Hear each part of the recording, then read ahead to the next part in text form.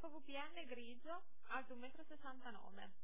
Il padre, Champion Duly, grandissimo vincitore nazionale con Lutger Berbaun, porta il prezioso sangue francese di Furioso, Mexico e Laeken. I figli di Champion Duly sono molto ricercati e si sono fatti rimarcare sia nella finale dei campionati tedeschi di Varesburg sia ai campionati del mondo di Lanaken.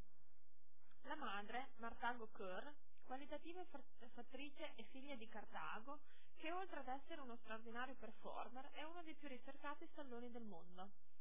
Martago ha già prodotto Colorado, ben venduto per 185.000 euro alle aste di PSI.